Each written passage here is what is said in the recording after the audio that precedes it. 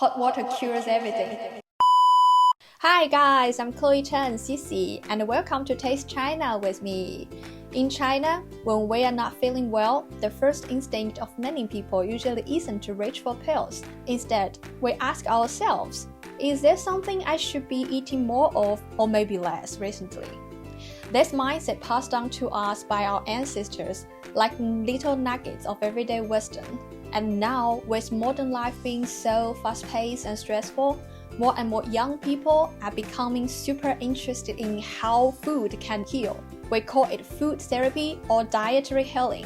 We even have those kind of jokes. Hot water cures everything. Or stay up late but sipping goji tea at the same time. Yeah, we call that punk wellness. Being unhealthy while trying to be healthy. Just a reminder though, if something feels seriously wrong or lasts a long time, please go to see a real doctor, okay? So, why do we believe in this? Because in traditional Chinese medicine, there is a saying, 药食同源. Medicine and food come from the same root. In other words, food isn't just about filling your stomach, it can heal, prevent illness, and rebalance your body just like herbs. The difference is, medicine can have strong effects, while food is much gentler. Actually, China had one of the earliest medical systems in the world.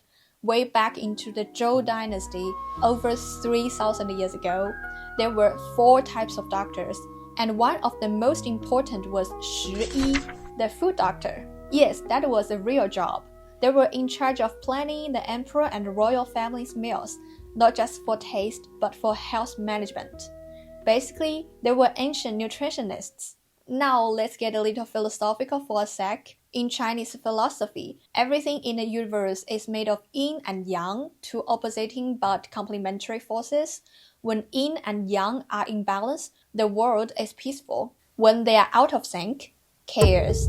Same with your body. If you are sick, something's off balance. That means we need to remove the excess, fill in what's lacking, and let the immune system do its thing. And guess what? We can actually do that just by eating the right foods. One of the most famous doctors in Chinese history, Sun Simiao, lived during the Tang Dynasty around the 7th century. That's over 1,300 years ago. He once said, 夫为医者，当须先动晓病源，知其所犯，以食治之，食疗不愈，然后命药。Which means a doctor should first understand the root of the illness, then try to heal with food.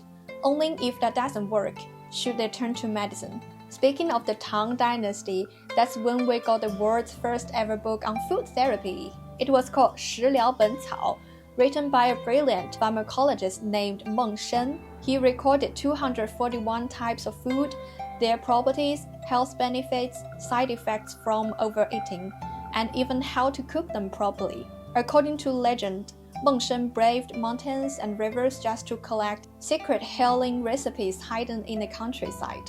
That might also explain why Chinese cuisine is so incredibly rich and diverse. Because our ancestors truly believed that with the right food, they could stay healthy and live long.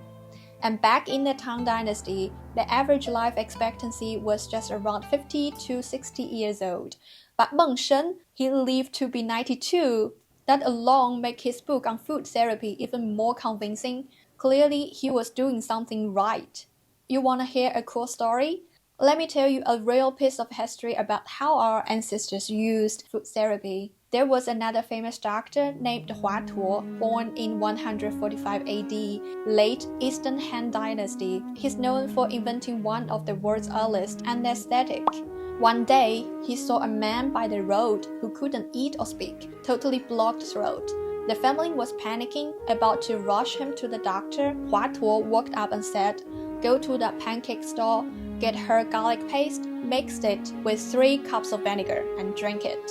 They did it, and the man coughed out something like a little snake. He was fine right after. Crazy, right? But that's how Chinese medicine works.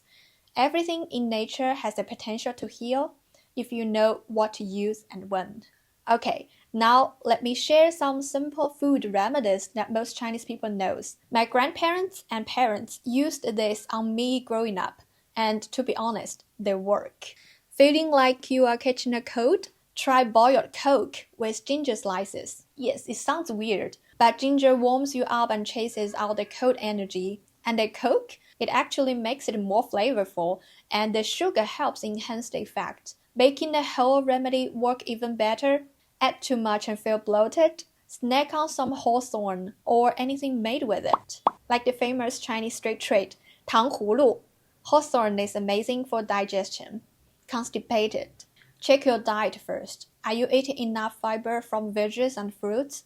Also, drink honey water. Honey helps get things moving gently and naturally. Like to stay up late and breaking out? That's probably excess liver fire in traditional Chinese medicine terms. Try drinking chrysanthemum tea. It clears heat and soothes your liver. Can't sleep at night? Eat some longan fruit. It calms your mind and helps you relax. Feeling down or stressed? Eat a banana. It's literally nicknamed the happy fruit. It helps boost your mood. And for girls, during your period, if you get cramps or feel cold and emotional, don't drink iced drinks. That's a big no-no in China. Instead, sip on hot water with red dates. They warm you up and get your blood flowing smoothly again, super comforting. So that's a little journey through the history and the wisdom of Chinese food therapy, along with a few practical tips you can try at home. If you got questions, drop them in the comments. I'd love to chat. And just to say again, food therapy is a gentle, long-term way to care for your body.